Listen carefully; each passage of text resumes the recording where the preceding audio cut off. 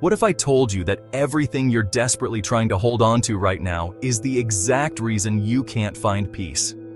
And what if the very things you're avoiding are actually the keys to your freedom? Stay with me, because what I'm about to share will completely change how you see your struggles, your attachments, and your entire existence. I've spent over 4 decades studying ancient wisdom traditions, and there's one brutal truth that every spiritual master throughout history has tried to tell us, but we keep refusing to hear it. We enter this world with absolutely nothing, and we leave with absolutely nothing. Yet we spend our entire lives in this desperate chase, accumulating possessions, relationships, identities, achievements, as if somehow we can take them with us when we go. The universe has a way of teaching us this lesson, whether we want to learn it or not. You could spend 70, 80 years building your empire, creating your perfect life, and then one day, reality hits you like a freight train. Everything you've worked for, everything you've attached your identity to, everything you think makes you who you are, it all has to go. And if you haven't prepared for this moment, if you haven't understood that this day was always coming, it becomes the most devastating awakening of your life. But here's what most people don't understand about attachment. It's not about what you own. It's about what owns you. You can have everything in the world, and that's perfectly fine. The problem comes when those things start possessing your mind, when your happiness depends on keeping them, when your identity becomes wrapped up in what you have rather than who you are. Think about it this way. Picture yourself as the director of your own movie, stepping outside your body and watching yourself live your life. Right now, as you're listening to this, you're writing your story. When this video ends, what story do you want to write? Do you want to feel anxious, unsatisfied, constantly chasing something that's always just out of reach? Or do you want to experience the kind of peace that comes from understanding the game you're actually playing? The ancient traditions call them the 5 hindrances, but I'll make it simple for you. Imagine you're walking toward an important goal, and along the way, you see things that attract you and things that repel you. Your natural instinct is to grab what you like and push away what you don't like. But here's the trap. Every time you reach out to grab something or push something away, you create ripples in the water of your life. Those ripples drain your energy away from your actual goal. It's like this. If you don't want your life to be constantly shaky, don't touch the water unnecessarily. Because the moment you touch it, your touch initiates the ripples. Don't touch it because you like something, and don't touch it because you dislike something. When you're walking toward your goal and you keep getting distracted by all these side attractions and aversions, you're just creating chaos in your environment, pulling your energy in 1,000 different directions. Most people live in a constant state of mental time travel. They're either lost in memories of yesterday's argument with their partner, replaying conversations that are already over, or they're projecting into fantasies about a future that may never come. Meanwhile, the only thing that's actually real, this moment, right here, right now, is completely ignored. We all know we might not wake up tomorrow. That's not some depressing spiritual concept, it's just reality. Yet we make 5-year plans, 10-year plans, retirement plans, as if we have some kind of guarantee. I'm not saying don't plan for the future, but I am saying this. How do you balance having a vision with accepting the reality that the only moment you actually have is this one? Here's where it gets interesting. You have the power to step outside yourself and become the director of your own experience. Instead of being trapped inside your own drama, you can observe it like you're watching a movie. When you're going through difficult times, instead of being completely consumed by your suffering, you can recognize that you're not your thoughts, you're not your emotions, you're not even your identity. You're the awareness that witnesses all of these things. But this isn't just philosophical theory. This is practical wisdom that can transform your daily experience. Most people today are completely disconnected from their bodies. They sit all day, live in their heads, and, they wonder why they feel anxious, depressed, and unfulfilled. The person who created you didn't design you to spend your entire existence sitting in one place, just thinking. You were meant to move, to engage with the world, to use your body as it was intended. And here's something most people never realize. You can actually feel when negative emotions are building up before they explode. It's like a fire starting with a small flame. If someone's name alone triggers irritation in you, that's the moment to pay attention. By the time you're in full rage mode, by the time the house is already burning, it's too late to put out that fire. But if you can catch that first spark of irritation, that initial tightness in your chest, that subtle change in your breathing, that's when you have power over it. This requires developing what I call inner sensitivity. You need to become more aware of what's happening in your body, in your energy, in your emotional landscape. This isn't work you do out in the world. This is purely inner work. Most people are so disconnected from their inner experience that they don't even realize they're suffering until it becomes overwhelming. And let's be honest about what suffering actually looks like. When you're suffering, you can't sleep properly. You can't focus. There's no lightness in your face, no genuine smile. Your energy feels heavy and constricted. People can sense it even if you try to hide it. Your suffering is written all over your body, in your posture, in your skin, in the way you move through the world. There's an old Buddhist saying, 3 things can never be hidden: the sun, the moon, and the truth. Whatever you've done in your life, whatever unresolved issues you're carrying, whatever attachments you haven't let go of, it's all visible to those who know how to look. The only way to move forward is to face these things honestly, to unknot all the tangled connections you've created with your past. But here's what most people get wrong about letting go. They think it's only about releasing material possessions. Yes, that's part of it, but more often, it's about releasing thoughts that torture you. Right now, as you're watching this, you're probably not starving. You probably don't have any immediate physical threats. So why might you still be suffering? Because somewhere in your mind, you're replaying yesterday's argument, worrying about tomorrow's meeting, or spinning stories about what someone said or didn't say. If I told you right now to just forget about yesterday's problems and come back to this present moment, your suffering would immediately disappear. But it's not that simple, is it? That's why letting go is a skill that needs to be practiced, not just understood intellectually.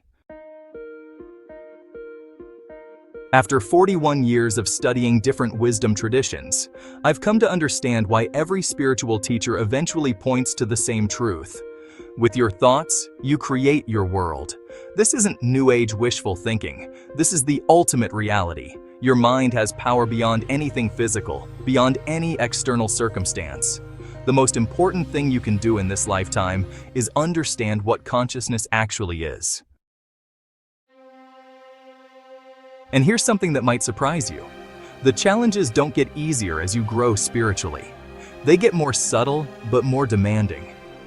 When you're just starting out, you're asked to let go of simple things, maybe some bad habits, some toxic relationships, some limiting beliefs. But as you become more awakened, as you develop more spiritual skill, you're asked to let go of increasingly precious things. Eventually, you might be asked to let go of everything you've created, everything you've built, everything you think defines you. The hardest thing for most people to face is rapid change. If you have time to prepare for something, you can handle it. But when change comes suddenly, when the status quo shifts overnight, that's when people break. This is why spiritual practice is essentially preparation for the ultimate letting go, death. Not to be morbid, but to be realistic. You're going to lose your identity whether you want to or not. You can either practice releasing it gradually, consciously, with awareness, or you can have it ripped away from you suddenly without preparation. I know this might sound depressing, but actually, it's liberating. When something ends, something new begins. The key is learning to see yourself clearly without judgment. Next time you look in the mirror, really look. Not just at your face, but at your posture, your energy, the story written in your scars and expressions. Everything about you tells a story. Nothing is there by coincidence. But the deepest suffering often comes not from external circumstances, but from the thoughts you're carrying around in your head.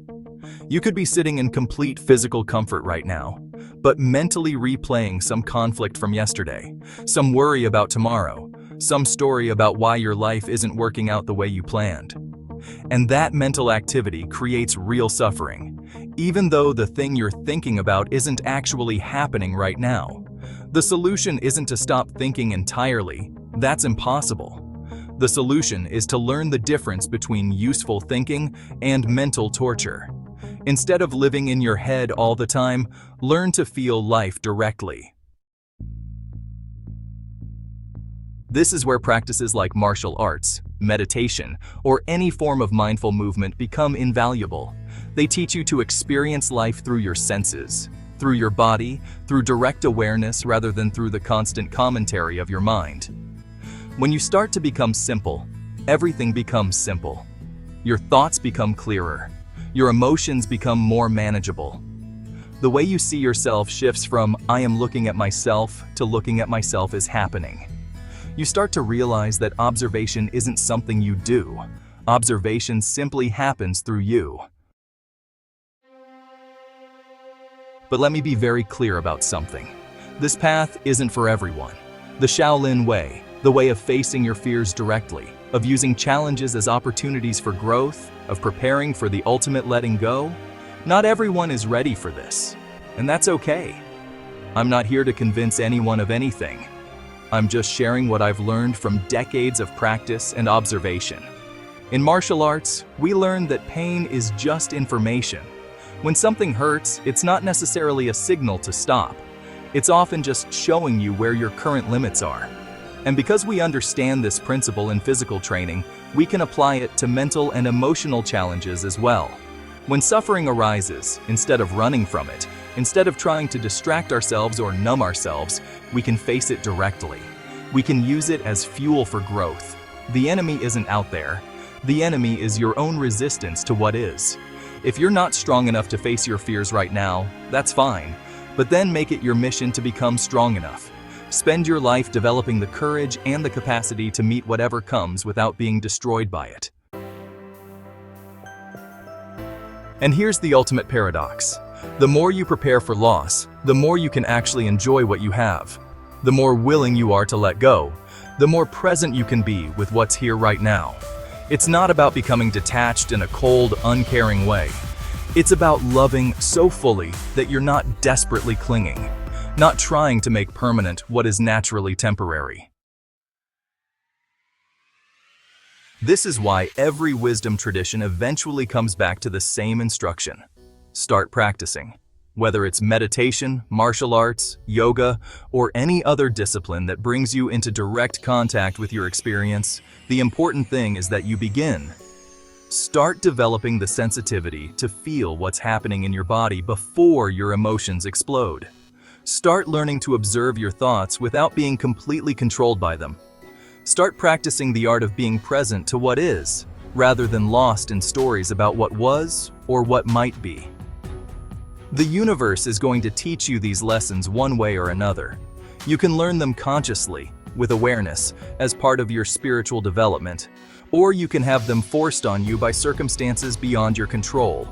But either way, you're going to learn that everything you think you own is actually just passing through your experience temporarily. The question isn't whether you'll eventually have to let go of everything. That's guaranteed. The question is whether you'll learn to let go gracefully, with wisdom, with peace, or whether you'll fight reality until the very end. The choice is yours, but the outcome is the same either way. So start now. Start practicing the art of holding life lightly. Start developing the courage to face what you've been avoiding. Start building the inner strength to meet uncertainty without falling apart. Because this is what spiritual practice really is. Not escaping from life, but learning to dance with it so skillfully that even when everything changes, something in you remains unshakable. The sun rises and sets. The moon waxes and wanes. Everything in nature follows cycles of growth and decay, appearance and disappearance. You are part of this same natural order. The sooner you align yourself with these rhythms instead of fighting them, the sooner you'll find the peace that everyone is searching for, but so few ever find. That peace isn't dependent on your circumstances. It's not dependent on getting what you want or avoiding what you don't want.